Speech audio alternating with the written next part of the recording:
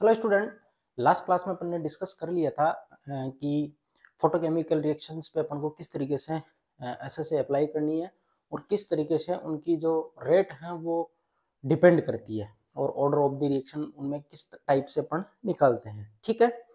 और अपन ने कैटालिसिस में भी कुछ चीजें हैं वो डिस्कस कर ली थी, उसके फीचर वगैरह देख लिए थे और टाइप ऑफ कैटालिस्ट में अपन ने देखा था होमोजीनियस, हेट्रोजीनियस, और फिर अपन आ रहे थे सीधे एंजाइम पे।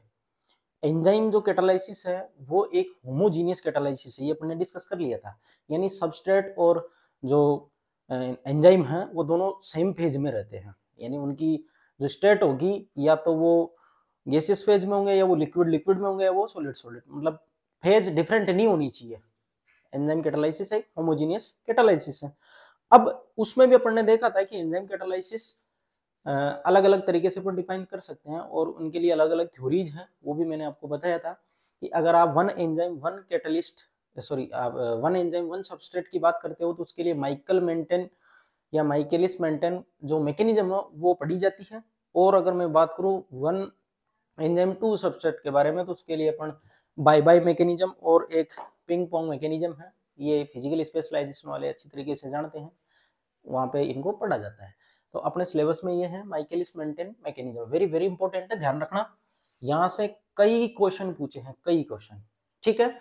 ये अगर कोई बायो बैकग्राउंड का है तो उसके लिए भी ये हेल्पफुल है। अगर कोई बायोलॉजी से फर्स्ट ग्रेड का एग्जाम देना चाहता है तो बायोलॉजी के अंदर भी इसको पढ़ा जाता है, तो ये इंपॉर्टेंट है सबके लिए। ठीक है।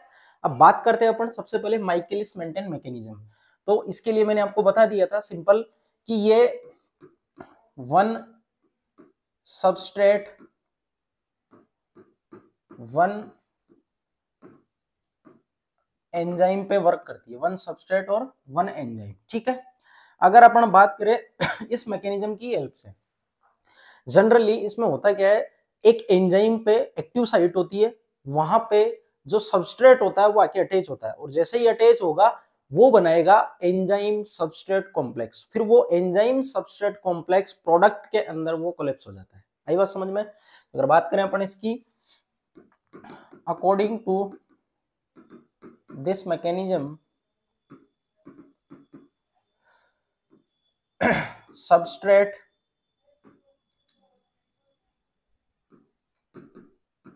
attached to the active site of enzyme and form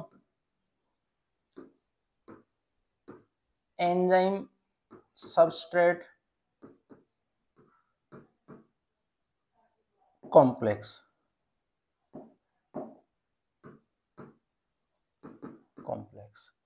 and this complex further decomposed into the product। ठीक। ये जो एंजाइम सबस्ट्रेट कॉम्प्लेक्स बनेगा वो फर्दर किसमें कोलैप्स हो जाएगा या डिकम्पोज हो जाएगा? वो प्रोडक्ट में। ठीक है। अब बात करते हैं अपन कि ये किस तरीके से मैकेनिज्म यहाँ पे फॉलो की जाती है, तो मैकेनिज्म का ओवरव्यू क्या है। तो अब बात करते हैं अपन नेक्स्ट कि किस तरीके से एंजाइम यहाँ पे रिएक्ट करता है। अगर मैं मैकेनिज्म की बात करूं, ठीक है, तो मैकेनिज्म में देखो एंजाइम प्लस सबस्ट्रेट ये आपस में रिएक्ट करके ये क्या बनाएंगे? ये बनाएंगे एंजाइम सबस्ट्रेट कॉम्प्लेक्स। ठीक है। इसको मैं K1 बोल लेता हूं, इसको मैं K-1 बोल लेता हूं। कई बुकों में ये K1 है, ये K2 है, आगे वाले को K3 दे रखा है। जैसी आपकी इच्छा है वैसे आप पढ़ सकते हो।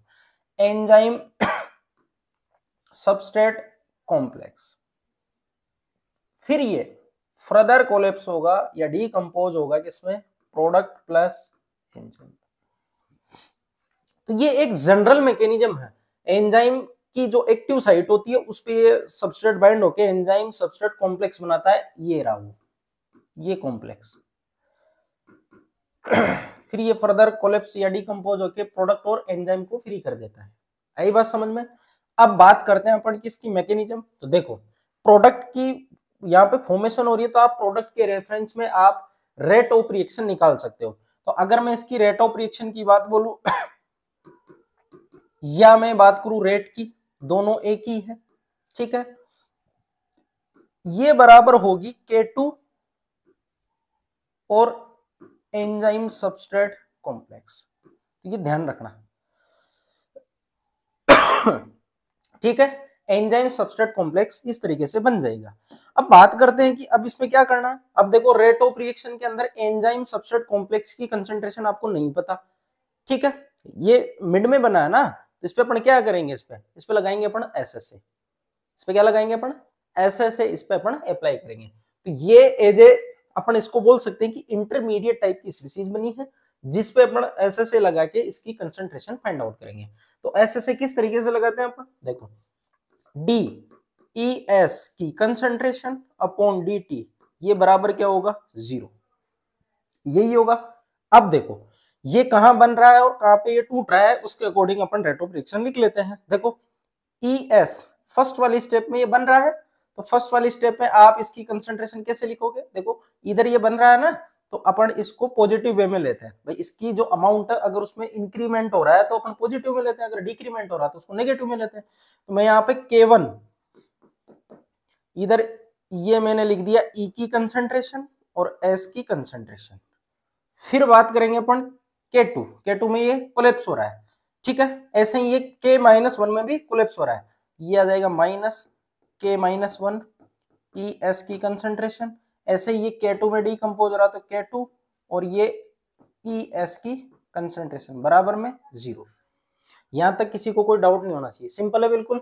अब देखो एंजाइम यहाँ पे E की जो अमाउंट अपन को नहीं पता, ये अनबाउंड फॉर्म होती है, इसको रिप्लेस किया जाएगा। रिप्लेस कैसे करेंगे, बट टोटल इनिशियल जो अमाउंट रहेगा उसमें अपन ये से बोल सकते हैं कि टोटल जो अमाउंट है वो E प्लस ES के बराबर है, सिंपल सी बात है। भाई E का अपन को नहीं पता कितना बचा है, अगर अपन ये ले ले कि E नोट में से ES गया तो E पता चल जाएगा, तो अपन बोल सकते हैं, देखो अपन बोल सकते हैं ऐसा कि E naught equal to E plus ES, ऐसा बोल सकते हैं। ये है इनिशियल अमाउंट, ये है बाउंड फॉर्म और ये है फ्री फॉर्म, ठीक है। अब यहां से अपन क्या करेंगे, ई नोट को अपन इधर भेज के ई की वैल्यू यहां से फाइंड आउट करके यहां पे पुट कर देंगे, ठीक है। तो आप यहां पे इसको अपन इक्वेशन ये वाली को फर्स्ट दे लो, इसको सेकंड दे लो और इसको आप थर्ड इक्वेशन दे सकते हो। तो यहां से मैं ई की वैल्यू निकाल रहा हूं, तो ES को इधर भेज दूं मैं, तो यहां से क्या हो जाएगा, देखो इधर लिख देता हूं मैं, E बराबर E नोट माइनस ES। तो अपन क्या करेंगे, इक्वेशन सेकंड के अंदर E की वैल्यू पुट कर देंगे, put value of E on equation second. कुछ नहीं करना, E की वैल्यू यहां पे उठा के रख दो। जब यहां पे आप E की वैल्यू रख दोगे तो क्या आएगा, देखो K1 E और S, E की जगह वो वैल्यू पुट करो, ये हो गई E नोट माइनस ES, रख दिए साहब। फिर ये S, ये हो गया S माइनस अब बाकी ऐसा कैसा लिख दो, K-1 ES माइनस K2 और ये ES बराबर में 0। सॉरी, देखो इधर अब ये वाला जो पार्ट है ध्यान से सुनना, K1 ये माइनस का जो पार्ट है आप उसको उधर भेज दो, या आप ऐसा कर सकते हो, इसमें से इसको आप एक बार अगर इसको मल्टीप्लाई करते हो तो यहां से ES वाले पार्ट को देखो, इसमें भी है, इसमें भी है, इसमें भी है, तो अपन उसको कॉमन निकाल सकते हैं, ठीक है ना। तो मैं इसको थोड़ा सा आगे और सोल्व कर लेता हूं। K1 E नोट ये S, ठीक है, इससे मल्टीप्लाई कर दिया, फिर बाद में K1 और ये ES की कंसंट्रेशन और S की कंसंट्रेशन, ठीक है, ऐसा मत कर देना कि इस s को आप यहाँ पे s से s स्क्वायर हो जाएगा, नहीं है ऐसा, ठीक है ना, इसके साथ बाउंड हो रखा है, ये अलग कंसंट्रेशन है सबस्ट्रेट की, वो बाउंड वाली कंसंट्रेशन है।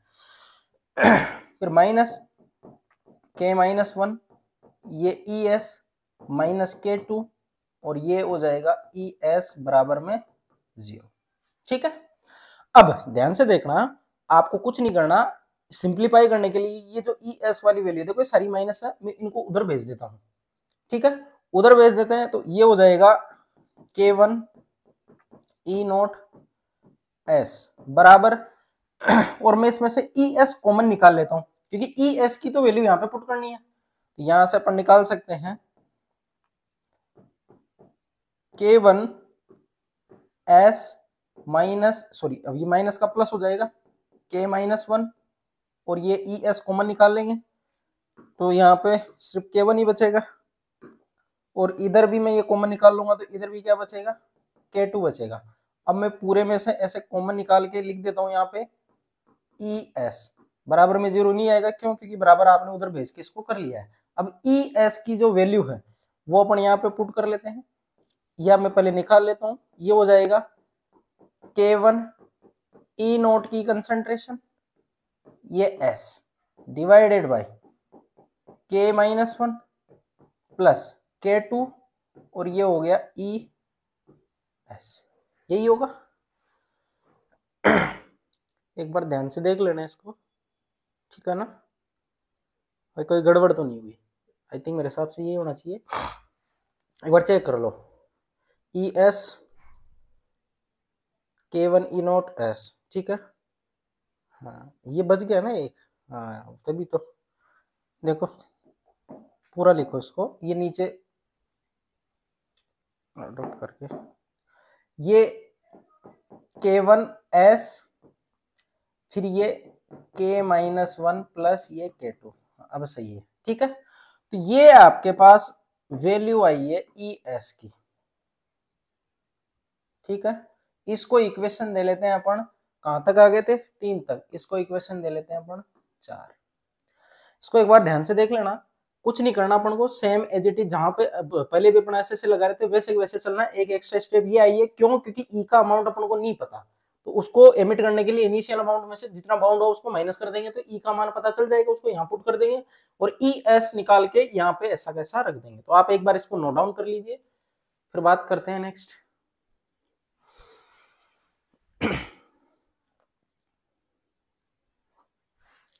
देखो मैं इसको यहीं पे रब कर देता हूं थोड़ा सा,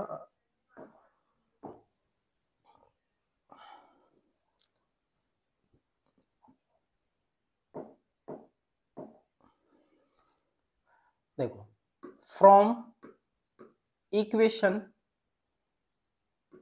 फर्स्ट एंड फोर्थ, यहां पे क्या आ जाएगा, rate of reaction equal to या रेट इक्वल टू K2, अब देखो ES की वैल्यू, ये K1 ये E0 और ये हो गया S divided by K1 S की concentration plus K-1 plus K2, ये आपके पास एक इक्वेशन आई, ठीक है, ये इक्वेशन आई। अब बात करें अपन नेक्स्ट इसके आगे की इक्वेशन की, तो आगे की इक्वेशन में देखो इधर यहां पे कुछ अपन को थोड़ा सा मॉडिफिकेशन करना होगा, और वो क्यों जरूरी है उसका भी कारण जानेंगे, भाई ऐसा क्यों किया अपन ने, ठीक है। देखो इधर यहां ऊपर K1 इधर ये K1, अपन इस इक्वेशन के अंदर K1 का डिवाइड करेंगे, और K1 का डिवाइड क्यों करेंगे उसका भी मैं रीजन अभी आपको बताऊंगा। देखो इसको इक्वेशन अपन दे लेते हैं फिफ्थ, तो मैं यहां लिख देता हूं equation fifth divide by K1, तो K1 से इसको डिवाइड करेंगे तो देखो K2 अपॉन K1, ये सॉरी K2 K1 में डिवाइड में K1 आएगा, तो K1 से K1 कट जाएगा, इधर ये K1 के नीचे भी क्या आएगा K1, तो उससे वो कट जाएगा, इधर बचा रह जाएगा, क्योंकि यहाँ पे कोई कटने वाली क्वांटिटी नहीं है, क्योंकि देखो यहाँ पे दो एडिशन हो रहा है, ये मल्टीप्लीकेशन में है, तो इसमें एक में भाग दोगे तो सभी में जा रहा है, इधर अलग अलग पार्ट है, तो इसमें भी भाग देना होगा, इसमें भी भाग देना होगा, इंडिविजुअल भाग जाएगा दोनों का। तो मैं डायरेक्ट लिख देता हूँ जब डिवाइड करोगे आप तो ये हो जाएगा K2 E not S divided by, ये K1 कैंसिल हो गया वहां से, तो ये S बचेगा, प्लस K1 माइनस में plus K2 divided by K1 sorry, यहाँ पे एक टर्म निकल के आएगी, वो टर्म देखो, ये रेट कांस्टेंट का एक रेशियो बोल सकते हैं अपन, और ये रेशियो ध्यान से देखना, ये K-1 और K2 दोनों के दोनों एंजाइम सबस्ट्रेट के डीकंपोजिशन की रेट है, एक आगे की साइड हो रहा है, एक पीछे की साइड हो रहा है। देख लो आप, ये K1 इधर की साइड डिकम्पोज हो रहा है, ये K2 इधर की साइड डिकम्पोज हो रहा है, तो दोनों डीकंपोजिशन वाले जो रेट कांस्टेंट है किसके, एंजाइम सबस्ट्रेट के, और एक फॉर्मेशन का जो रेट कांस्टेंट है किसका, एंजाइम कॉम्प्लेक्स का, उन दोनों का रेशियो कहलाता है माइकेलिस मेंटेन कांस्टेंट, उसको Km से डिनोट किया जाता है। स्पेसिफिक है, ध्यान रखना, हर एक एंजाइम का फिक्स होता है भाई, बन कितनी रेट से रहा है, कितना तो उधर जाएगा और कितना वापस आ रहा है, वो दोनों डिकम्पोजिंग हो गए, तो इनिशियल मतलब जितनी उसकी रेट होगी उस पे आप ऊपर की साइड उस पोर्शन को ले लो कि कितना डिकम्पोज हो रहा, तो वो कहलाता है माइकेलिस मेंटेन कांस्टेंट, या Km उसको बोला जाता है।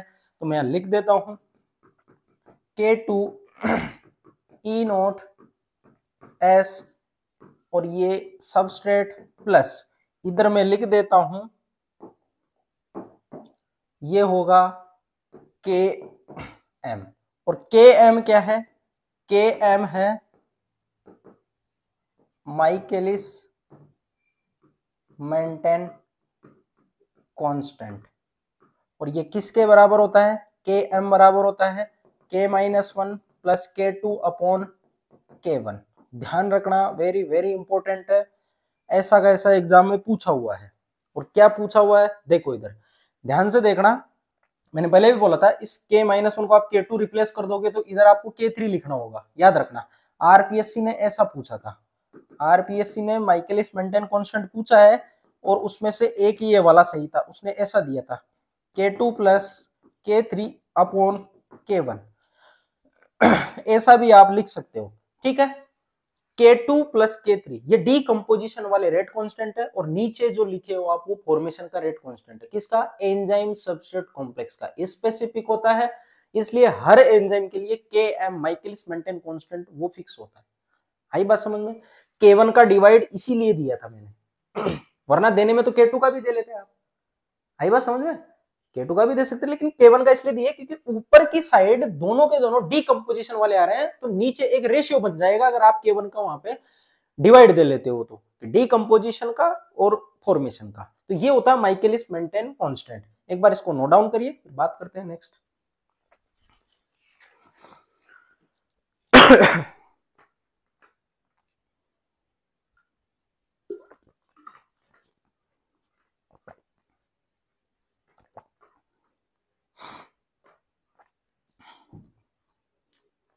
ठीक है, अब आपको ये इक्वेशन ध्यान रखनी है, ये वाली, ये इक्वेशन आपको ध्यान में रखनी है, ये अपने हर जगह काम में आएगी। तो मैं इसी इक्वेशन को आगे ले लेता हूं, देखो रेट किसके बराबर आई है, रेट आई है K2 E not S divided by, sorry S बचेगा वहां पे, S प्लस Km, यही था, देखो ठीक है, K2 E नॉट S और S प्लस ये Km, देखो इधर। अब यहां पे अपन को कुछ चीजें हैं इंपॉर्टेंट, दो केस यहां पे ध्यान रखने अपन को, स्पेसिफिक दो केस, केस फर्स्ट और केस सेकंड।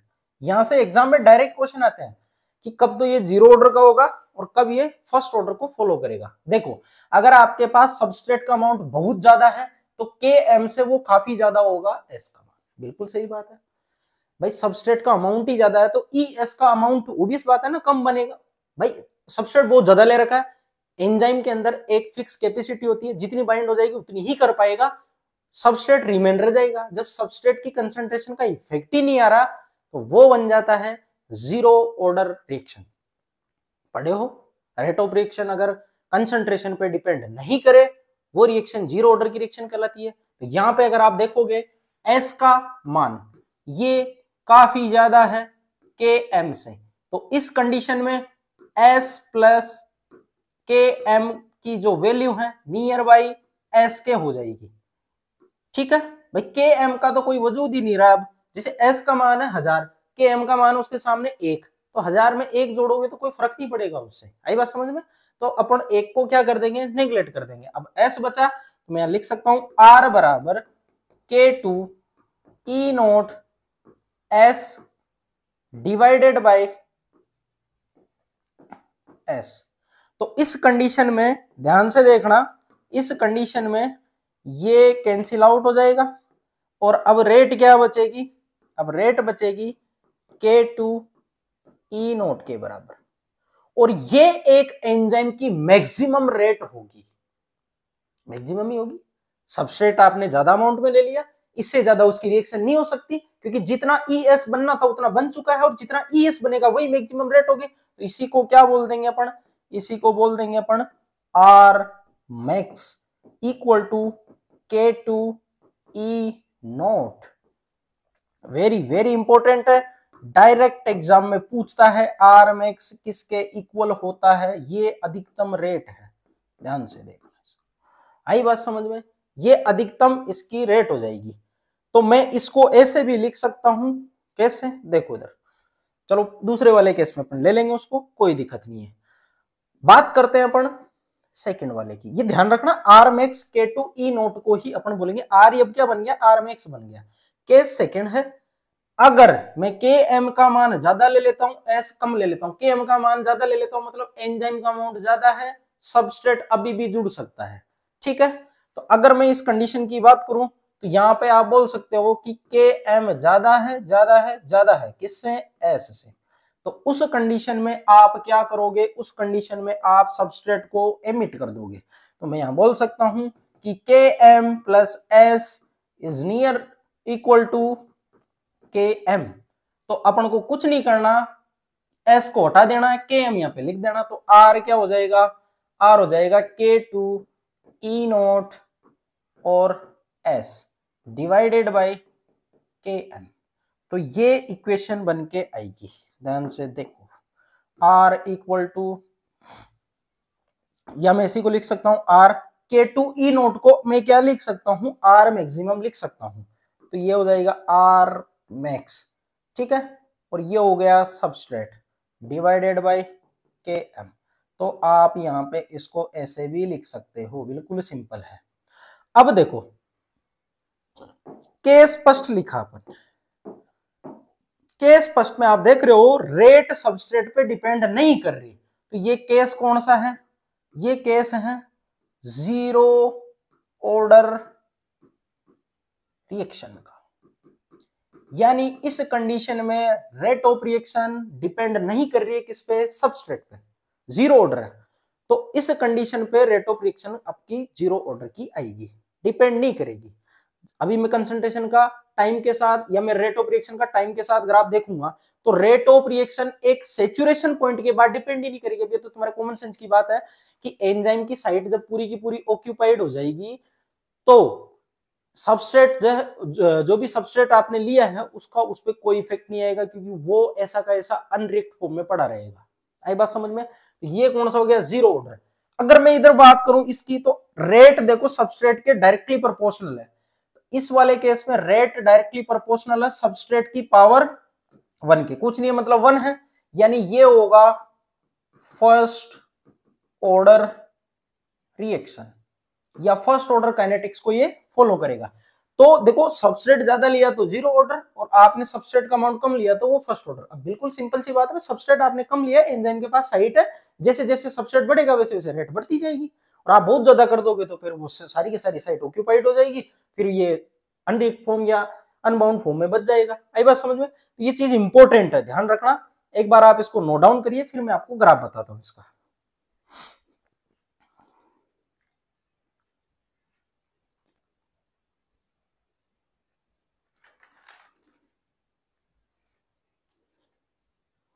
ठीक है।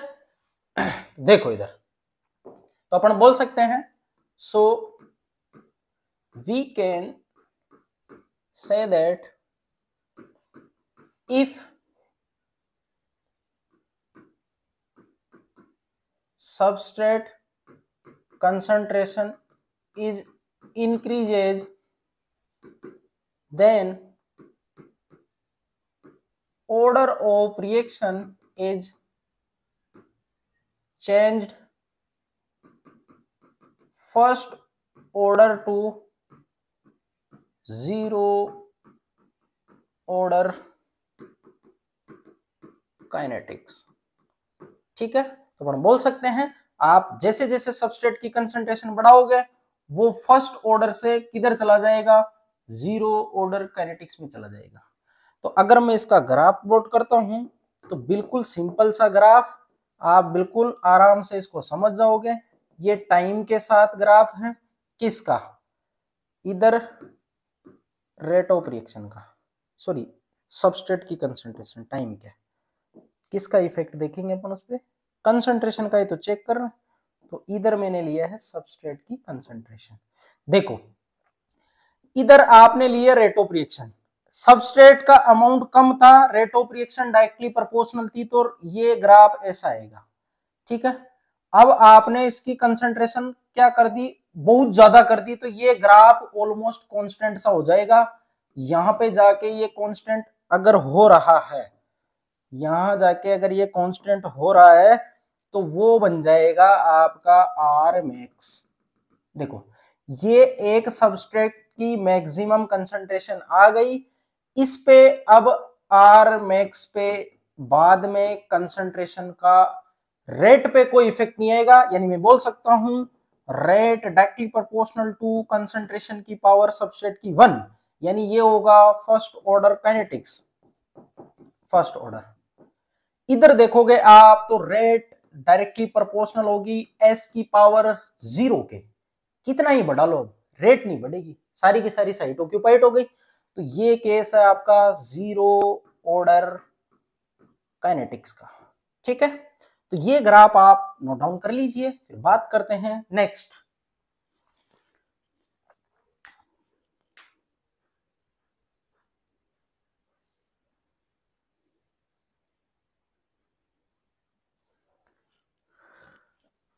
देखो इधर अब बात करते हैं अपन नेक्स्ट, कुछ क्वांटिटियां हैं इसमें आर मैक्स और के एम। तो आर मैक्स और के एम को कैसे डिटरमाइन करेंगे, इसके लिए अपन को ग्राफ की हेल्प लेनी पड़ेगी। और ग्राफ यहाँ पे 1/r और कंसंट्रेशन सबस्ट्रेट के बीच में बनाया जाता है, जो ग्राफ कहलाएगा लाइनवीवर बर्क प्लॉट। वहां से डायरेक्ट क्वेश्चन पूछे हुए हैं, तो आप आगे अब हेडिंग डाल लीजिए, determination of R max and के M, determination of R max and Km। ठीक है, ये चीज ध्यान रखना। अब देखो Km और R max कैसे अपन डिटरमाइन करेंगे, इसके लिए अपन को 1/r और 1/s के बिल्ड में ग्राफ खींचना होता है, और वो ग्राफ किस तरीके से खींचा जाएगा तो अपन अभी देख लेते हैं। ठीक है, to determine R max and Km, we plot graph in between 1/r versus 1/ substrate की concentration is known as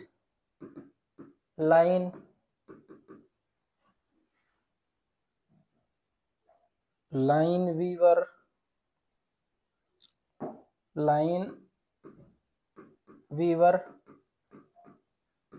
Barq plot, known as Lineweaver Burk plot इसका नाम है। ठीक है, तो कई बार तो यही पूछ लेता है कि लाइनवीवर बर्क प्लॉट है वो किसके मिड में खींचा जाता है, वो रेट ऑफ रिएक्शन 1/r और 1/ सबस्ट्रेट कंसंट्रेशन के मिड में खींचा जाता है। ठीक है, तो ये चीज ध्यान रखना आप। अब बात करते हैं अपन सीधे इक्वेशन की। तो रेट की इक्वेशन क्या आई थी, रेट की इक्वेशन रेट बराबर K2 E0 और सबस्ट्रेट डिवाइडेड बाय के, यहां पे क्या था K2, सॉरी ये तो कैंसिल हो गया था, सिर्फ यहाँ पे सबस्ट्रेट की कंसंट्रेशन बच रही थी, सबस्ट्रेट की कंसंट्रेशन प्लस के, यही था। K2 नोट को मैं आर मैक्स बोल सकता हूं, मैंने अभी जस्ट दिखाया था आपको, तो इसको ऐसे लिख सकते हैं कि rate equal to R max substrate और इधर ये सबस्ट्रेट प्लस Km, ऐसा अपन लिख सकते हैं, बिल्कुल सिंपल। ठीक है, तो यहां तक आप नोट डाउन करिए, फिर बात करते हैं अपन नेक्स्ट इसको किस तरीके से सोल्व करेंगे। देखो इधर अगर मैं बात करूं इनकी, देखो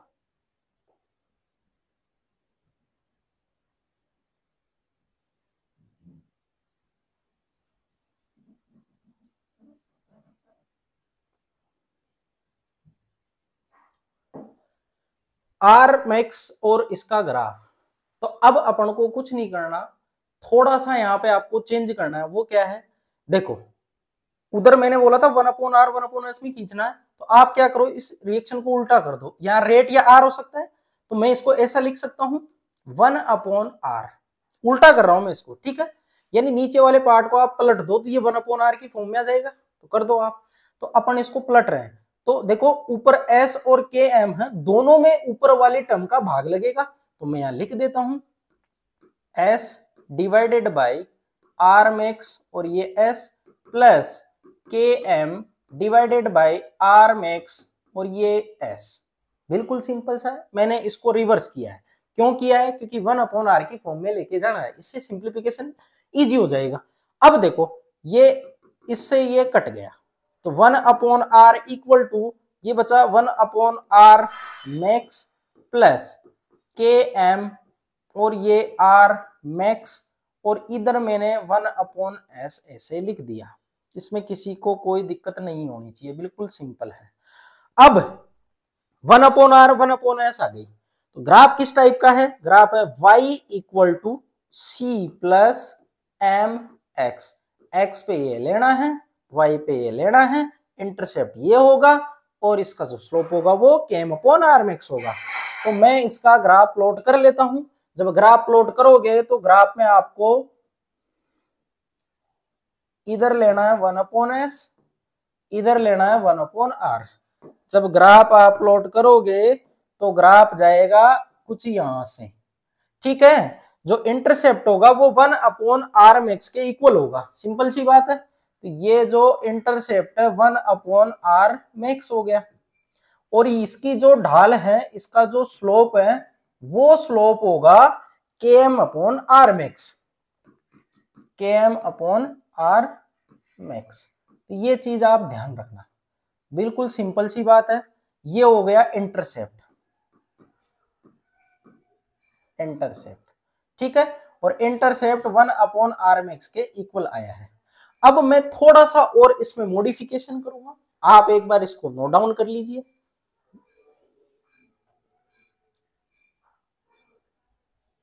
देखो इधर मैं यहां पे सिंपल सी एक थोड़ी सी यहाँ पे कुछ आप जैसे बोल सकते हो कि थोड़ा इजी इसको सोल्व आउट करने के लिए, भाई देखो आप ऐसे निकाल सकते हो, लेकिन थोड़ा सा और इसको इजी करने के लिए, क्योंकि देखो आर मैक्स इसमें भी आ रहा है, आर मैक्स इसमें भी आ रहा है, अपन कुछ ऐसा करें कि दोनों का डिवाइड कर दे, तो आर मैक्स से आर मैक्स कट जाएगा, तो केएम के बराबर आ जाएगा। तो कई बार ऐसा होता है क्वेश्चन में स्लोप दे रखा होता है, इंटरसेप्ट दे रखा होता है, पूछता है के एम, तो अगर आपको फॉर्मूला डायरेक्ट पता है तो इतनी माथापूरी करने की जरूरत नहीं है। के एम किसके बराबर होगा, स्लोप डिवाइडेड बाय इंटरसेप्ट। तो मैं यहाँ पे लिख सकता हूं, देखो इधर अगर आप स्लोप में डिवाइड दे देते हो इंटरसेप्ट का, ठीक है, जिसको अपन आई से डिनोट कर लेते हैं, इंटरसेप्ट आई का भाग दे देते, तो देखो स्लोप क्या था, km/r मैक्स, इंटरसेप्ट क्या था 1/r मैक्स, तो r मैक्स ऊपर चला जाएगा, तो मैं यहाँ ऐसे लिख देता हूं इसको r मैक्स, तो r मैक्स से r मैक्स कट गया, तो स्लोप और इंटरसेप्ट का जो रेशियो है, या उनका जो भी डिवाइड वाला पार्ट है, वो किसके बराबर हो गया, km के बराबर हो गया। बस ये मेरे को थोड़ा सा दिखाना था, तो आप एक बार इसको नोट डाउन कर लीजिए, फिर बात करते हैं इसकी नेक्स्ट प्रॉपर्टी की।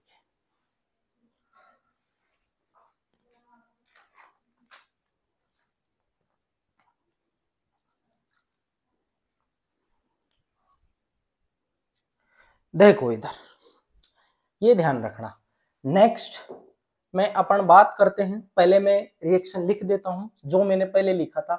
देखो sorry, enzyme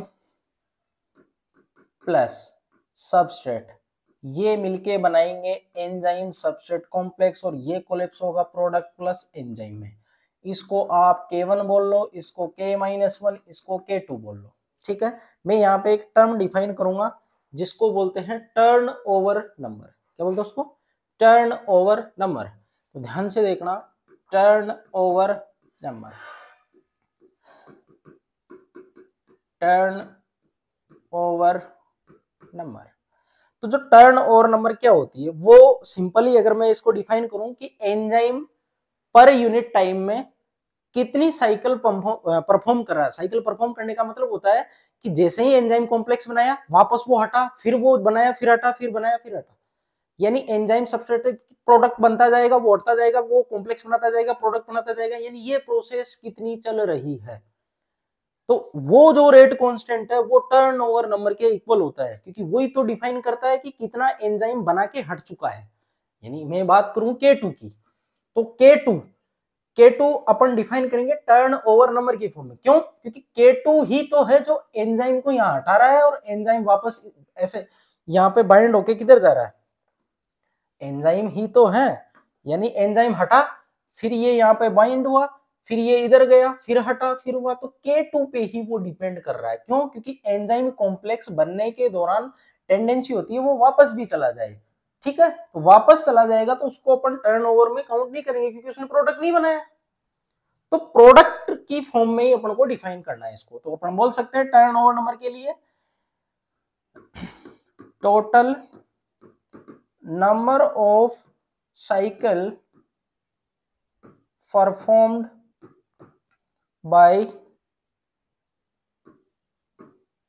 enzyme and per unit time is known as turnover number, और ये होती है स्पेसिफिक, और टर्न ओवर नंबर इक्वल होता है K2 के। याद रखना, जो प्रोडक्ट बनाएगा उस वाले रेट कांस्टेंट पे डिपेंड करेगा। अगर आप K1 यहाँ ले रहे हो, K2 यहाँ ले रहे हो, K3 यहाँ ले रहे हो, तो वो K3 के बराबर होगा। ठीक है, वो आप आपके विवेक से उसको सोल्व कर लेना। टर्न ओवर नंबर इसके बराबर होगा। इसको नोट डाउन करिए, फिर बात करते हैं कैटालाइटिक एफिशिएंसी।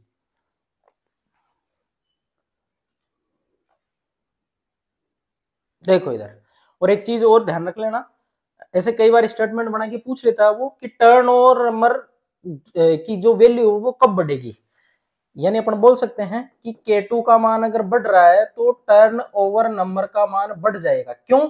क्योंकि प्रोडक्ट का जो अमाउंट है वो भी बढ़ता जाएगा, और जैसे जैसे प्रोडक्ट का अमाउंट बढ़ता जाएगा एंजाइम वैसे वहां से खाली होता जाएगा। ठीक है, तो वो ज्यादा साइकिल परफॉर्म करेगा। सिंपल सी बात है, K2 ज्यादा तो P ज्यादा, P ज्यादा तो E ज्यादा, E ज्यादा तो इसकी नंबर ऑफ साइकिल वो ज्यादा होगी। ठीक है, अब बात करते हैं अपन कैटालाइटिक एफिशिएंसी। ठीक है, या कैटालाइसिस एफिशिएंसी। तो नेक्स्ट बात करते हैं अपन कैटालाइटिक एफिशिएंसी की। तो इसको अगर मैं डिफाइन करूं तो ये सिंपल K2 अपॉन Km का एक रेशियो होता है। ठीक है, K2 अपॉन Km का एक रेशियो होता है, उसको अपन बोलते हैं कैटालाइटिक एफिशिएंसी, CE। तो CE को डिफाइन करें तो वो क्या होगा, K2 अपॉन Km। ठीक है, यानी बोल सकते हैं the ratio of turn over number और K2 and Michaelis maintain constant. यानी इसको लिख सकते हैं अपन catalytic efficiency turnover number divided by Km, ऐसा आप लिख सकते हो। इसको नोट डाउन करिए, फिर बात करते हैं अपन नेक्स्ट। ये आपको ध्यान रखना है इसका ग्राफ वगैरह। ठीक है, देखो इधर आगे टॉपिक है नेक्स्ट, इनके क्वेश्चन अपन साथ ही करेंगे सारे, ठीक है ना, सारे क्वेश्चन साथ करेंगे किस टाइप के क्वेश्चन आरपीएससी में पूछे हैं। अब बात करते हैं अपन आयोनिक स्ट्रेंथ की। ये एंजाइम कैटालाइसिस का टॉपिक खत्म हुआ। अब बात करते हैं एंजाइम कैटालाइसिस के अलावा आयोनिक स्ट्रेंथ की। आयोनिक स्ट्रेंथ क्या होती है, इसको बिल्कुल डिटेल में समझेंगे, सिंपल तरीके से, आपकी बहुत सी चीजें कंफ्यूजन की वो सारी क्लियर हो जाएगी, ठीक है। देखो इधर आयोनिक स्ट्रेंथ, अगर मैं बात करूं, आपने थोड़ी बहुत फिजिक्स पढ़ी हो तो इलेक्ट्रिकल इंटेंसिटी होती है, ठीक है। इलेक्ट्रिकल इंटेंसिटी का मतलब होता है कि वो कितना रिपेल कर रहा है, कितना अट्रैक्ट कर रहा है। वो टेंडेंसी होती है, चार्ज की टेंडेंसी जो आप मेजर करते हो, उसको बोलते हैं अपन इलेक्ट्रिकल इंटेंसिटी। अब वो अगर आप फिजिक्स के हिसाब से सोल्व करते हो तो चार्ज को आप ऐसे सॉल्यूशन वगैरह की बात नहीं करते वहां पे अपन बात करते हैं कि चार्ज है, ये एक वैक्यूम में रखा हुआ है, तो इस पे कितना रिपल्सन होगा या कितना इस पर अट्रैक्शन होगा, आप उसको निकालिए। तो उसके लिए फॉर्मूले आपने पढ़े हैं, के Q1 Q2 अपॉन R, ऐसा फॉर्मूला पढ़ा होगा आपने इलेक्ट्रिकल इंटेंसिटी निकालने का। लेकिन यहाँ अपन बात करते हैं सारी की सारी सॉल्यूशन की फॉर्म में। तो सॉल्यूशन की फॉर्म में जैसे ही अपन जाते हैं तो यहाँ पे एक तो एनवायरनमेंट चेंज हो गया, वैक्यूम नहीं रहा, अब यहाँ एक्स्ट्रा इंटरेक्शन भी जनरेट होगी। जो एक्स्ट्रा इंटरेक्शन जनरेट होगी वही अपन को यहाँ पे डिफाइन करनी है। अब आयोनिक स्ट्रेंथ क्यों डिफाइन करें, उसका कारण है कि देखो आयोनिक रिएक्शन अगर आप पढ़ोगे तो आयोनिक रिएक्शन में आपको पता है ion electrostatic force of attraction के उससे वो बंधे रहते हैं, जिसको अपन आयोनिक बॉन्ड बोलते हैं। वो कंप्लीटली आयन को अपने से दूर नहीं जाने देते, थोड़ा बहुत अमाउंट वो रखते हैं। आई बात समझ में, वो जाने नहीं देते, और वो जाने नहीं दे रहे हैं तो ऑब्वियस बात है कि वो रेट ऑफ रिएक्शन को अफेक्ट करेंगे। तो वही अपन को यहाँ पे निकालना है कि ये जो इलेक्ट्रिकल इंटेंसिटी है उसको आप किस फॉर्म में निकालोगे, उसको आप निकालोगे आयोनिक स्ट्रेंथ की फॉर्म में। कंसंट्रेशन पे और चार्ज पे डिपेंड करेगी। आई बात समझ में, तो अपन बोल सकते हैं कि इलेक्ट्रिकल इंटेंसिटी को सॉल्यूशन में आप मेजर करते हो तो उसको बोला जाता है आयोनिक स्ट्रेंथ। अब आयोनिक स्ट्रेंथ का रेट ऑफ रिएक्शन पे क्या इफेक्ट पड़ रहा है, इसको आगे पढ़ेंगे अपन। प्राइमरी या मैं बोल सकता हूं काइनेटिक साल्ट इफेक्ट, जो ब्रोनस्टेड और बेजरम साइंटिस्ट ने एक इक्वेशन दी है, वो अपन को डिफाइन करनी है। तो सिंपल अगर मैं बात करूं इसकी, तो आप इसको देख सकते हो कि every charge or ion has a tendency to attract or repel to one another charge or ion. This tendency is known as electrical intensity. The measurement of electrical intensity of the solution due to the presence of the ion is known as ionic strength. और इसको IMU से denote करते हैं। यही बात मैंने बताई आपको, इलेक्ट्रिकल इंटेंसिटी को आप सॉल्यूशन में मेजर कर रहे हो तो वही आयोनिक स्ट्रेंथ कहलाती है। किस तरीके से, देखो इधर I और म्यू ये होता है 1/2 समेशन CIZI। आइथ कंपोनेंट है, कितने भी आयन हो सकते हैं अपन को नहीं पता, डिफरेंट डिफरेंट टाइप के भी आयन होते हैं। इन सबका आप सम कर दोगे तो ये I और म्यू यहां से निकल जाएगा। C ये है कंसंट्रेशन ऑफ आयन, Z है चार्ज ऑन आयन। यहां पे मैंने एग्जांपल लिया है कि 0.1 m NaCl की आप क्या निकालो, आयोनिक स्ट्रेंथ निकालो। तो I बराबर क्या होगा 1/2 C कंसंट्रेशन। देखो ये कंप्लीटली डिसोसिएट होते हैं, स्ट्रॉन्ग इलेक्ट्रोलाइट होते हैं। जो कंसंट्रेशन यहां दे रखी होती है वही कंसंट्रेशन इनके इंडिविजुअल आयन की होती है। अब ध्यान वो देना है कि इंडिविजुअल आयन मल्टीपल में आ रहा है तो मल्टीपल आपको लेना होगा। भाई ओबियस बात है ना, इसका 1 मोल डिसोसिएट करते हो तो 1 मोल Na मिलता है, 1 मोल Cl मिलता है, तो 0.1 को करोगे तो उसमें वही मिलेगा। तो यहाँ पे अगर मैं कंसंट्रेशन की बात करूं तो Na की कंसंट्रेशन कितनी होगी 0.1, इसकी भी कंसंट्रेशन 0.1। तो दोनों पे चार्ज देखोगे तो इस पे +1 इस पे -1, तो C1 Na के लिए, Z1 Na के लिए, C2 Cl के लिए, Z2 Cl के लिए, दोनों के लिए लेना। समेशन मैंने लगाया, जितने भी आयन होंगे उन सबको लेना है। तो ये कंसंट्रेशन की अगर मैं बात करूं तो C1 Z किसका Na का इसका स्क्वायर प्लस C2 Z किसका Cl का इसका स्क्वायर, दोनों का आप कर दो तो देखो 1/2। C कंसंट्रेशन कितनी है 0.1 इंटू 1 का स्क्वायर, 1 का स्क्वायर कितना होगा 1 प्लस 0.1 और -1 का स्क्वायर कितना होगा 1 होगा। ये हो जाएगा 1/2, ये 0.1 प्लस ये करोगे तो 0.1, तो दोनों को जोड़ोगे तो कितना आ जाएगा 0.2 और डिवाइड करोगे 2 का तो कितना हो जाएगा 0.1। तो आयनिक स्ट्रेंथ कितनी है इसकी 0.1।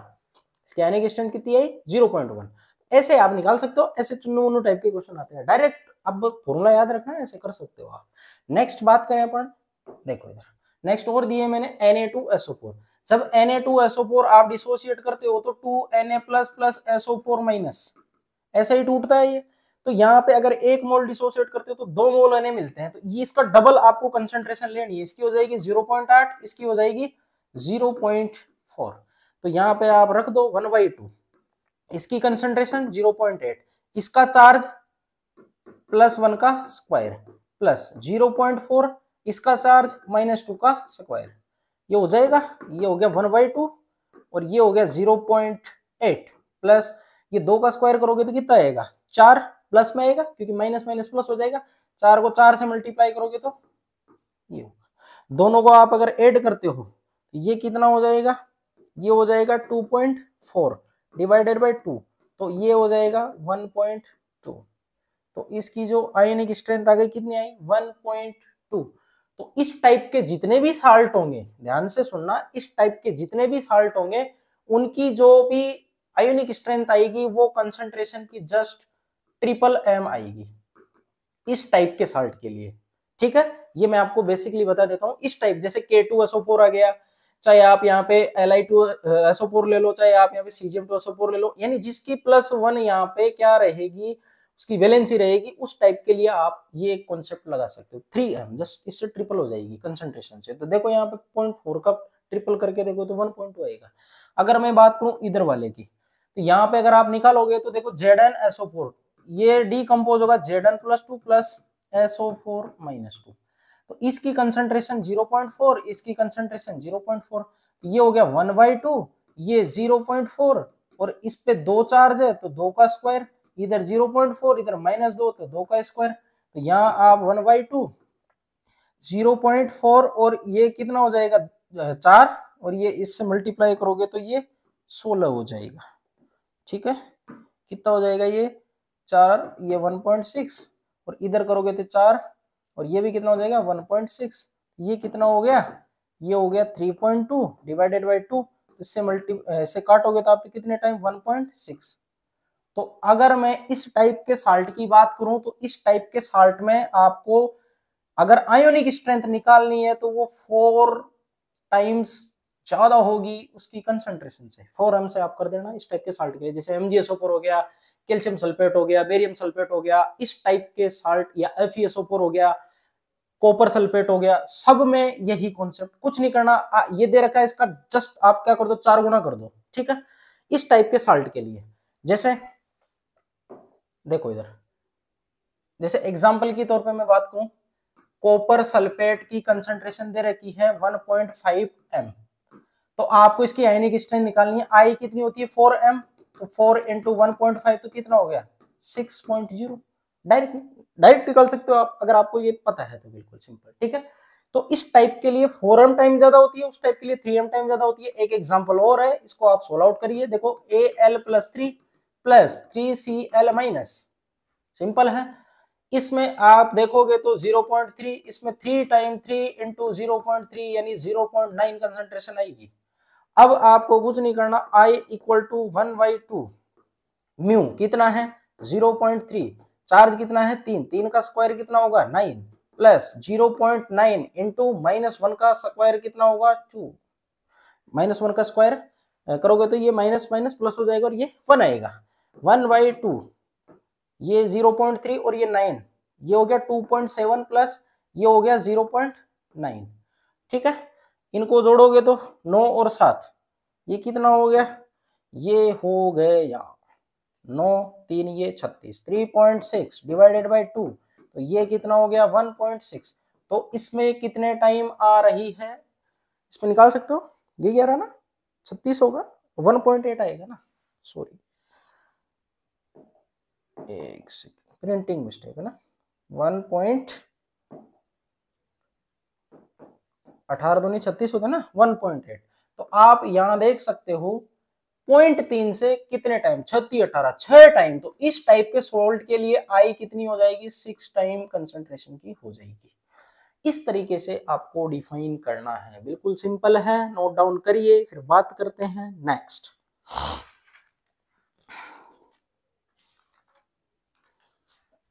देखो अगर एक से ज्यादा इलेक्ट्रोलाइट प्रेजेंट है तो आप इंडिविजुअल की कैलकुलेट करके आपको यहाँ पे जोड़ना है, ध्यान से सुनना, इंडिविजुअल की कैलकुलेट करके आप यहाँ पे जोड़ देना, इससे आपके टोटल आयोनिक स्ट्रेंथ निकल जाएगी, और total ionic strength I1 plus I2 plus I3 से अपन निकाल सकते हैं। दोनों की जोड़ के आपको निकालनी है, देखो ठीक है। क्यों? क्योंकि आप अगर डायरेक्ट ऐसे करोगे तो उसमें थोड़ा सा वेरिएशन आ सकता है कंसंट्रेशन को लेके, आई बात समझ में? तो आप इंडिविजुअली निकाल के जोड़ लेना, वैसे आप जैसे आपकी इच्छा वैसे कर सकते हो, ठीक है। बात करें अपन नेक्स्ट, देखो ये है,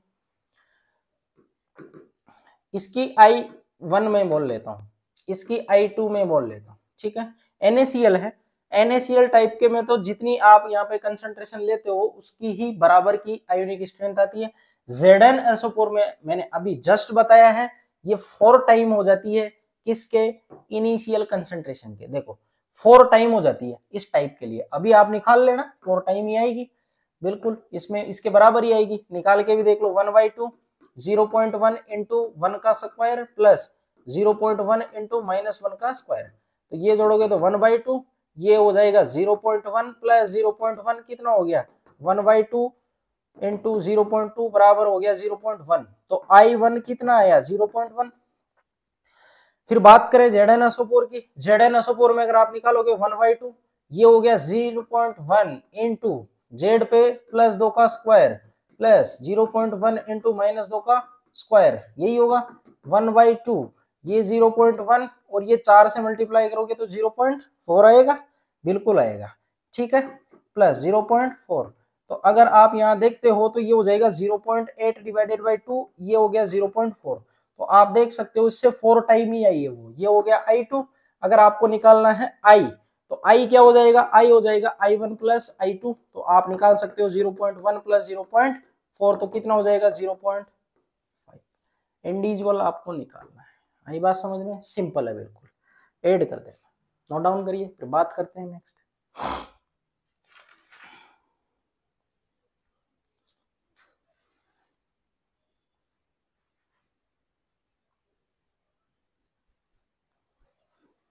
देखो अब बात करते हैं काइनेटिक साल्ट इफेक्ट और काइनेटिक्स ऑफ आयनिक रिएक्शन, ठीक है। तो सिंपल में अगर बात करूं, the rate of reaction is depend on ionic strength of medium, ठीक है। यहां पे अपन बोल सकते हैं कि रेट ऑफ रिएक्शन है वो आयोनिक स्ट्रेंथ पे डिपेंड करेगी, तो फिर काइनेटिक साल्ट इफेक्ट क्या होगा?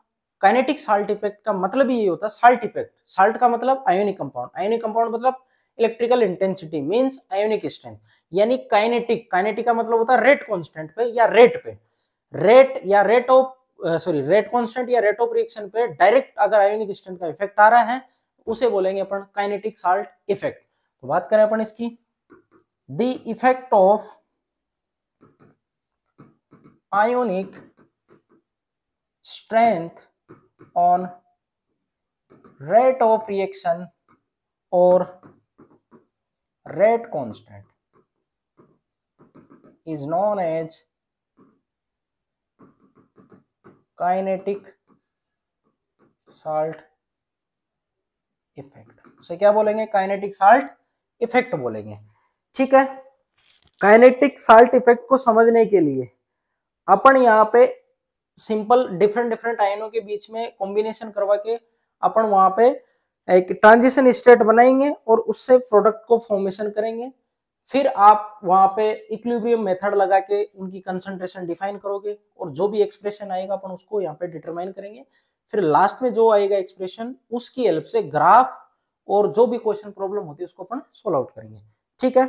तो अगर मैं ध्यान से देखना, यहां पे अगर अपन डिफाइन करें, ठीक है, देखो एक मॉलिक्यूल है ए, उस पे चार्ज आ रखा है जेड है, नहीं पता प्लस है माइनस है, एज्यूम करो। दूसरा आयन उसी का, ध्यान से देखना, ये कोई डिफरेंट टाइप के इलेक्ट्रोलाइट्स ले रखे हैं, आयोनिक कंपाउंड ले रखे हैं जिनके ऊपर चार्ज ये हैं, ये प्रोडक्ट के अंदर जाएंगे, तो ये प्रोडक्ट के अंदर आसानी से नहीं जाते, क्यों? क्योंकि इनके मध्य आपस में रिपल्सन या अट्रैक्शन वाली कंडीशन आती है, तो ये थोड़ा बहुत अफेक्ट करेंगे रेट ऑफ रिएक्शन को, वही अपन को यहाँ निकालना है। इस पे चार्ज मैंने मान लिया ZB, इन्होंने फॉर्मेशन किया किसका? एक ट्रांजिशन स्टेट का। अब इस ट्रांजिशन स्टेट पे जो भी चार्ज होगा ZA प्लस ZB के बराबर होगा, अपन को नहीं पता वो कितना, फिर ये बनाएंगे प्रोडक्ट। सिंपल सी बात है, ठीक है। तो यहाँ पे अगर मैं इसकी बात करूं तो ये तो अपना इक्विलिब्रियम कांस्टेंट हो गया, यहाँ आप बोलो कि ये रेट कांस्टेंट है। देखो मैं इसको ये जो बनाया ना इस कॉम्प्लेक्स को अपन हेज से दिखा सकते हैं। हेज का मतलब होता है ट्रांजिशन स्टेट को बता रहा है, के स्टार मतलब ट्रांजिशन स्टेट बनने के लिए जो भी इक्विलिब्रियम कांस्टेंट है वो है। आई बात समझ में? अब सारी की सारी चीजें वही है, आप प्रोडक्ट को देख के रेट यहाँ पे लिखो, ठीक है। फिर प्रोडक्ट को देख के रेट लिखोगे तो रेट जो आएगी उसके अंदर ट्रांजिशन स्टेट की कंसंट्रेशन आएगी। अब उस ट्रांजिशन स्टेट की जो कंसंट्रेशन आएगी उसको आपको वहां से एमिट करना, क्योंकि आपको उसकी कंसंट्रेशन नहीं पता। आई बात समझ में? तो ये चीज आपको ध्यान में रखनी है।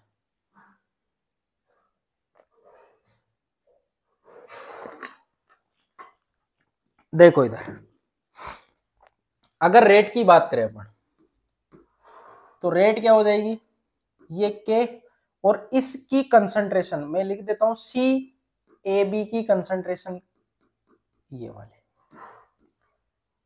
ये सिंपल रेट की इक्वेशन हो जाएगी, ठीक है ना। ये ट्रांजिशन स्टेट की कंसंट्रेशन है, तो ये आपको CAB निकालना। अब यहाँ पे एक टर्म अपन एक्स्ट्रा और पढ़ेंगे जो है एक्टिविटी। आप पढ़ रखे हो, आपने 11th क्लास में इक्विलिब्रियम चैप्टर में पढ़ा होगा law of mass action. Law of mass action का मतलब होता है वहां पे एक्टिविटी डिफाइन की जाती है। ध्यान से देखना, वहां पे अपन इसको सिंपली बात करें रेट को डिफाइन करते हैं तो वहां अपन बोल देते हैं कि इनकी पावर के वो डायरेक्टली प्रोपोर्शनल होती है, पावर पे जो भी रहता है उस पे लॉ ऑफ मास एक्शन पढ़ते हैं। एक थ्योरेटिकल कॉन्सेप्ट है, तो वहां जो कंसंट्रेशन डिफाइन करते हैं वो एक्टिविटी की फॉर्म में डिफाइन करते हैं। अब एक्टिविटी और कंसंट्रेशन में थोड़ा सा फर्क होता है। वो फर्क क्या होता है, आयोनिक स्पीसीज के लिए मैं बोल रहा हूँ स्पेशली। एक्टिविटी का मतलब देखो यहाँ पे मैं समझा देता हूँ थोड़ा। जैसे देखो कोई Na प्लस आयन है, Cl माइनस आयन है, आपने इनके 100 आयन ले रखे हैं, ठीक है। तो 100 आयन ले रखे हैं तो ये पूरे के पूरे आयन उधर नहीं जाएंगे। क्यों नहीं जाएंगे? एक ऐसी कंडीशन तो आएगी कि Na प्लस बहुत ज्यादा Cl माइनस से सराउंडेड रहेगा, ये नहीं जा पाएगा, ठीक है। ये नहीं जा पाएगा, तो ये नहीं जा पा रहा है तो इसका अमाउंट घट गया, कंसंट्रेशन में इंक्लूड नहीं होगा। तो जो गए हैं उनको बोलते हैं एक्टिव मास। मींस कितनी कंसंट्रेशन है जो आगे रिएक्शन में गई है वो एक्टिव होता है, वही है जो प्रोडक्ट में गया है। नहीं गया उसको अपन छोड़ देते हैं। तो अपन ऐसे बोल देते हैं कि कंसंट्रेशन जितनी ज्यादा लोगे एक्टिव मास उतना ही ज्यादा होता है। जितनी ज्यादा कंसंट्रेशन लोगे एक्टिव मास उतना ही ज्यादा होता है। तो एक्टिविटी डायरेक्टली प्रोपोर्शनल होती है कंसंट्रेशन के। फिर वहां पे एक कांस्टेंट आता है, जैसे उसको प्रोपोर्शनलिटी को हटाते हैं तो वहां कांस्टेंट आता है जिसको बोलते हैं एक्टिविटी कोफिशिएंट, गामा से उसको डिनोट किया जाता है।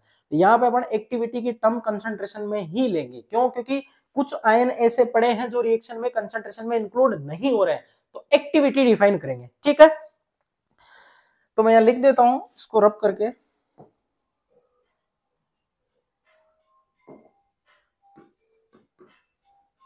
Due to ionic strength we define activity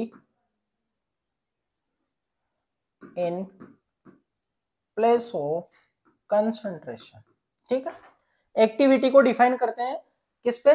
concentration की टर्म पे, ठीक है। एक बार आप इसको नोट डाउन करिए।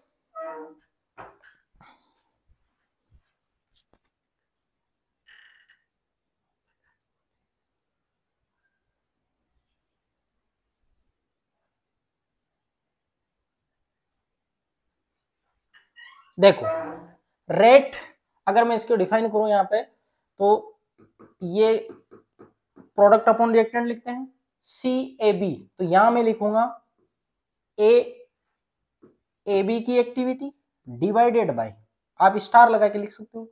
इधर मैं लिखूंगा इस A की एक्टिविटी AA और मल्टीप्लाई में क्या है AB की, ऐसा लिख देंगे, बिल्कुल लिख देंगे। अब मैं यहां सिंपल लिख देता हूं A बराबर होता है गामा इंटू कंसंट्रेशन। तो A के लिए लेोगे तो गामा A आएगा और CA आएगा। तो अपन यहां पे रिप्लेस कर सकते हैं इसको, K स्टार बराबर AB का मतलब हो गया क्या? Gamma AB CAB। ये आप एज लगा के लिख देना, क्योंकि ये इक्विलिब्रियम की कंडीशन वाली की इसकी बात कर रहे हैं, ठीक है। तो यहां लिख देंगे अपन gamma A C A, gamma B C B, ठीक है। तो यहां से सी ए बी की कंसंट्रेशन ये वाली ये निकाल सकते हैं अपन आराम से, ये ए बी की निकल जाएगी ना।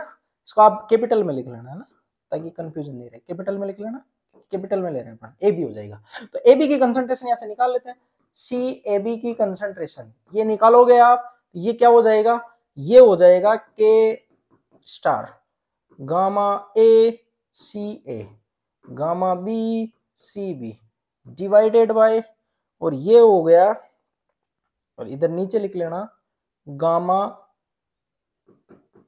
स्टार ये ए बी और साथ में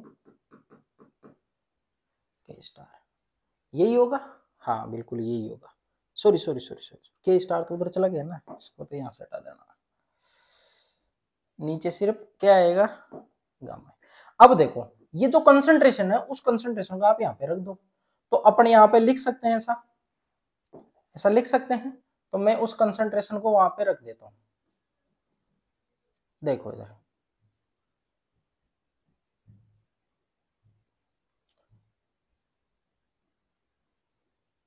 देखो,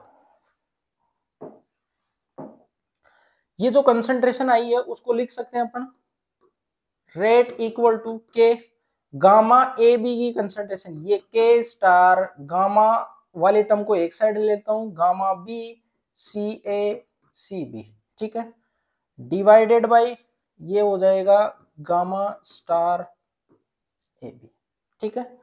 तो यहां तक कोई समस्या नहीं होनी चाहिए, यहां तक बिल्कुल सिंपल है। तो यहां तक आप इसको लिख सकते हो। अब देखो ये के स्टार और गामा ये सारे के सारे क्या है, कांस्टेंट है, सारे के सारे कांस्टेंट है, तो अपन इनको एक जगह लिख सकते हैं सभी को, और एक नया कांस्टेंट दे सकते हैं जिसको अपन के से डिनोट कर लेंगे, ठीक है। तो अपन यहाँ पे लिख सकते हैं, देखो इधर ये जो सारी टर्म है ये कांस्टेंट है, तो इसको मैं रिप्लेस कर देता हूं के से, और आप यहाँ पे लिख सकते हो इसकी जगह रेट बराबर के सी ए और सी बी की कंसंट्रेशन, और यहाँ जो के आया है, सॉरी के तो पहले दे रखा है, इसको के आर कर लेना आप ना, के पहले है ना तो कंफ्यूजन रहेगा। के आर किन के बराबर होगा, के आर बराबर होगा के आर इक्वल टू के स्टार ये गामा ए गामा बी और गामा ए बी, इसके बराबर होगा, बिल्कुल होगा इसके बराबर, ठीक है।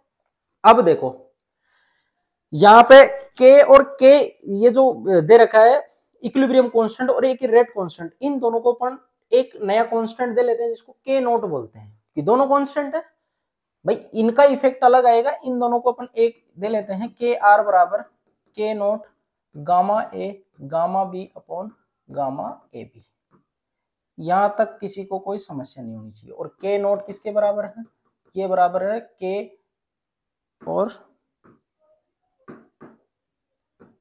के स्टार, ठीक है। अब यहां तक एक बार नोट डाउन करिए, फिर बात करते हैं अपन नेक्स्ट इक्वेशन की।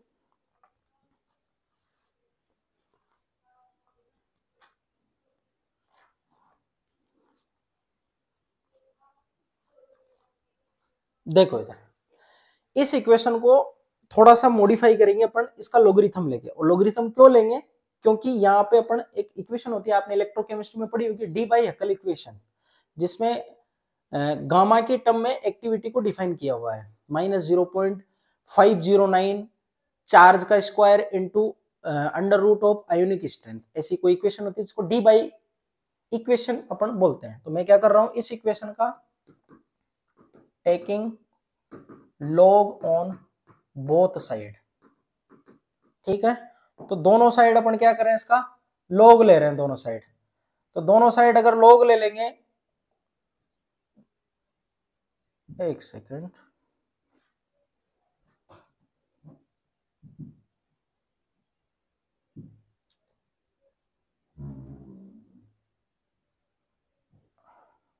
थोड़ा सा इसको मैं जूम इन कर लेता हूं, देखो इधर अगर इसका लॉग लेंगे अपन, तो लॉग के आर, ठीक है, बराबर, इधर था log k नॉट। अब इसके मल्टीप्लाई में क्या था, गामा ए और गामा बी, तो वो प्लस में आएंगे, log gamma A plus log gamma B. नीचे क्या था, गामा ए बी, तो माइनस में खुलेगा वो, सिंपल सी बात है, minus log gamma A B. तो ये इक्वेशन यहां से बन जाएगी, सिंपल सी बात है, ऐसा आप बना सकते हो। ठीक है, तो ये इक्वेशन यहाँ पे अपन इस तरीके से लिख लेंगे। अब बात करते हैं डी बाई हक्कल इक्वेशन की। डी बाई हक्कल इक्वेशन में अपन एक्टिविटी कोफिशिएंट को डिफाइन करते हैं इलेक्ट्रिकल इंटेंसिटी में बोलो आयोनिक स्ट्रेंथ की टर्म में। तो डी बाई हक्कल जो यहां पे मैं लिख लेता हूं, देखो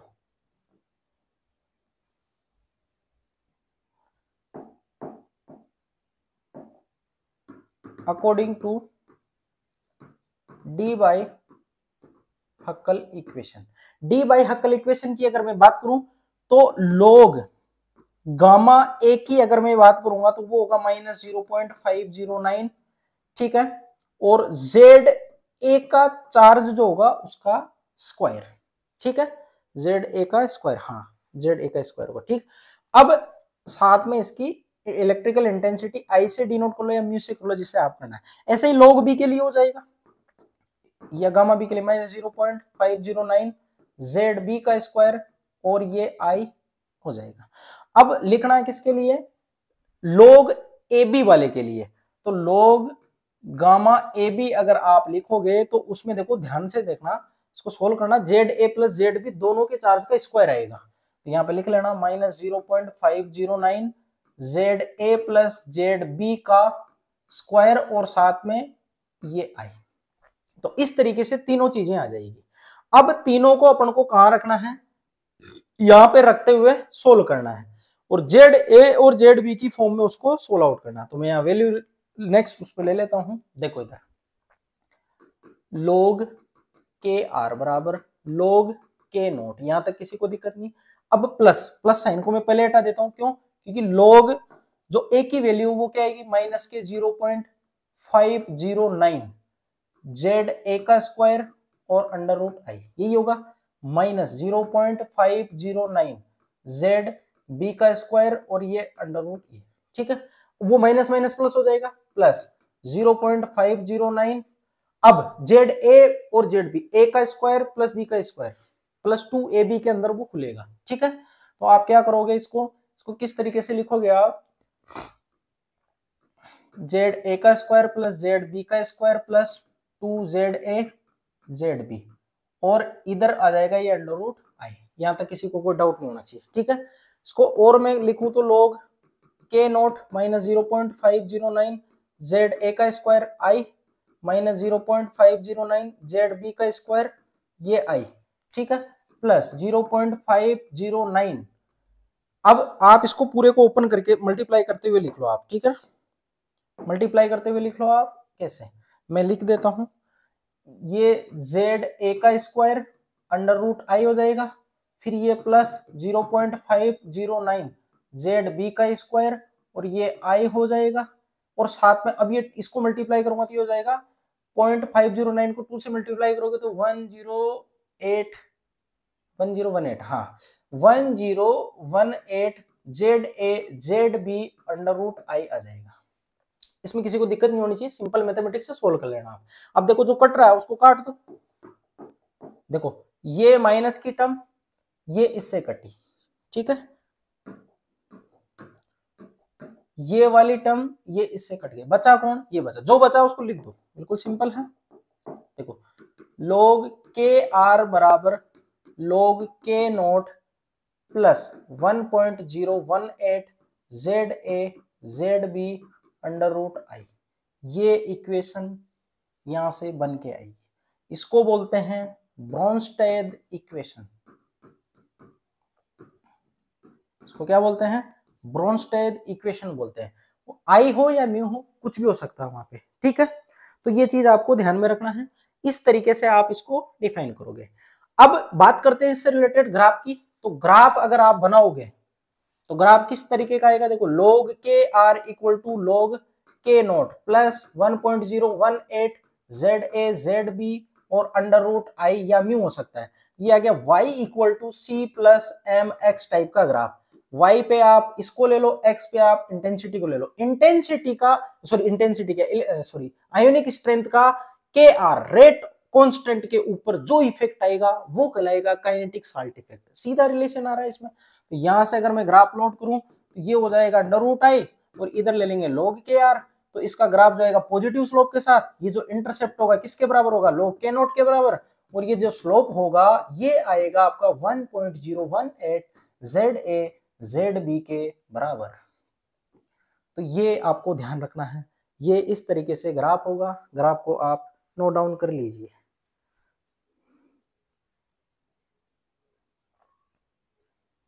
ठीक है। ऐसे ही दो अलग अलग इंटेंसिटी पे अगर आप इसको डिफाइन करो तो वो उसके लिए इक्वेशन आप निकाल सकते हो। Equation for two different strength. ठीक है, I1 एंड I2। तो आराम से इसको आप निकाल सकते हो। उसके लिए इक्वेशन क्या होगी, log के आर ये फर्स्ट अपॉन के आर ये सेकेंड। ठीक है, और इक्वेशन आई 1.018 ZA ZB I2 I1 का अंडर रूट। ऐसे आप इक्वेशन निकाल सकते हो।